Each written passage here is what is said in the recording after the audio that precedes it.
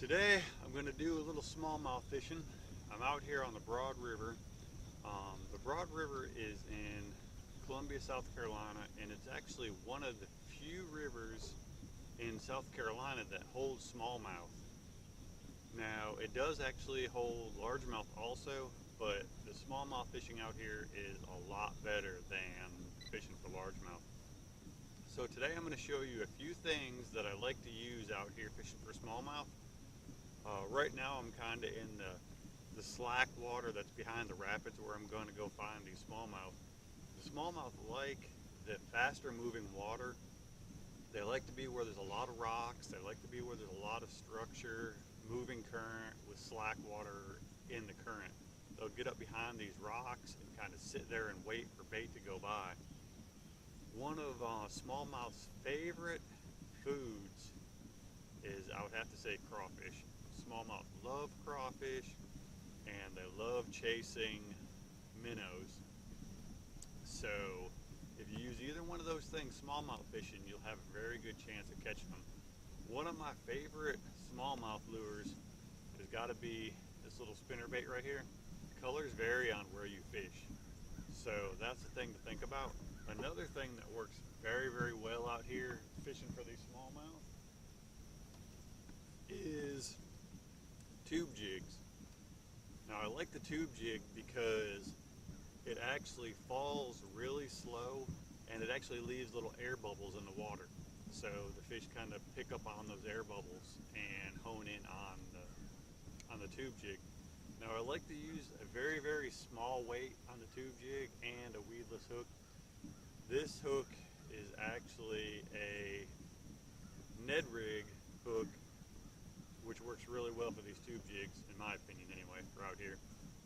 And I have a bunch of different casting reels. I really like the 6.3 to 1 gear ratio for using these slower baits, and a 7-foot rod in a kayak. Now another nice thing about these new Pair G2 rods for kayak fishing is the butt section is very short, so that works very, very well for moving around in the kayak, getting in and out of the rod holders. Alright, so here's a nice little smallmouth. I've been using that little spinner, let him go. Now what I've had to do today is I've had to actually keep moving. I tried sitting in one spot and fishing just areas, it wasn't working. So what I've ended up doing is I'm taking this little spinner slash minnow, and I'm taking it and I'm just working back and forth across the river behind these shoals. There's little ledges everywhere where the rocks go across the river and then it drops off deep behind them. And what I'm doing is I'm taking this spinner and I'm throwing it up on the top side of those rocks, bringing it down over into that pool. So apparently they're sitting in that pool behind the rocks just relaxing, and that's what seems to be working pretty well today. I've caught probably 3, but I've missed a bunch, so I don't know if they're just short striking or what, but this has seemed to be working pretty well. I just have to keep moving. The wind's really bad, but I don't know, it's I'm catching fish, so you know that's an important thing. Now with this water as clear as it is, I really kind of like using a leader. Now what I'll do is, this leader is actually getting kind of short. As you can see, it's only probably 10 inches long. I like to run these leaders at probably about a foot, maybe a 1.5 feet long, and it's a 20-pound Durablend leader. And I like using that leader line in this clear water because it helps hide the line a little better.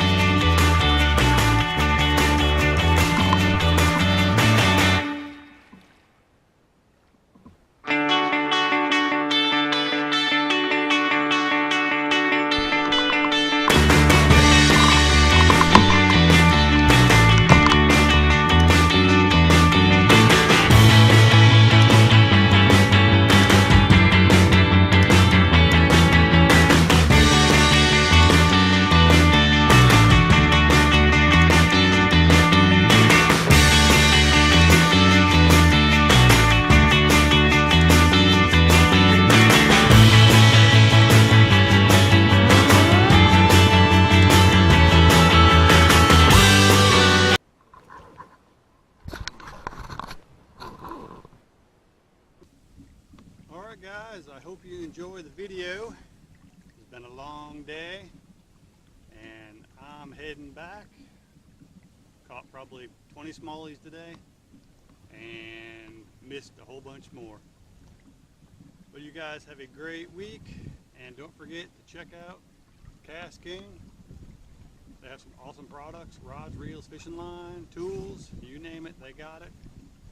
You guys have a great day, and remember, catch and release. Leave some fish for the future.